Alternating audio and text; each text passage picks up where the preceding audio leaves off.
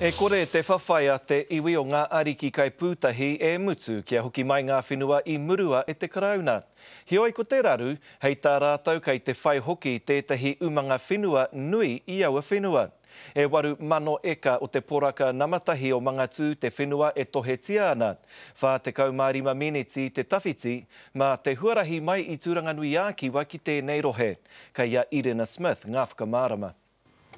Ko ia te kai whakairo i ngā tono tiriti o ngā riki kai pūtahi, engari kua tū ngā mahi a te iwi, i ngā he ropu anō kua eke ki te pai. I te take o ngā riki, i te 1881, 1923, koera te wāhi ngā kōti whenua e whānoko i a mātou whenua.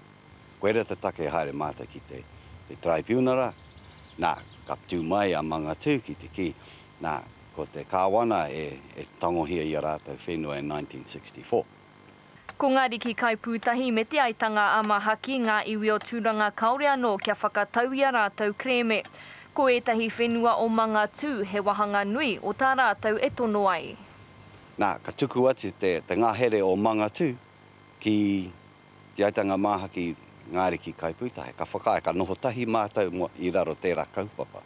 Engari ka uru mai the Mangatu Incorporation, kei te rereke haere te ngā whakaro i tēnei wā, ko te mea he tono hau i nainei ki te whakatakato i mua te tribunal. Neke atu i te kotahirau ono te kau mano eka te rahi o ngā paraka whenua o Mangatu. Engari ko te waru mano eka te whenua e tautohe tiana i wainga i te iwi kāinga me te kapo reihana o Mangatu. Our owners are the descendants of the original ancestral owners of that land. You'll find that they all affiliate to either and or Ngāti Wāhia, Te Whānau a Taupara and Ngāriki, which also includes Ngāriki Kaipūtahi. Engari anō ko te whakahe o Ngāriki Kaipūtahi.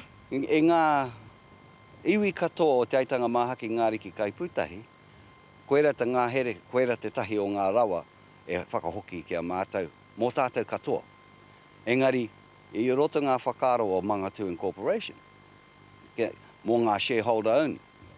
Neke atu i te 5 mano ngā kaipupuri hea o Mangatu, hei tā te hea mana kei te hiahia rātau kia whai ngā tika, hei oranga, mai e nei uri. The Waitangi Tribunal has the power to return the land to us, and that is the reason why the Supreme Court directed the tribunal to hear our claim urgently. Ko te tikanga katua Mangatu ki mua i te aroaro o te tribunara a ngā marama e tū mai nei. Ko ngā riki kai pūtahi te aitanga mahaki ka whai atu. A muri mai ka mōhio wai ka hua, wai ka tohu. Irena Smith, Te Karere.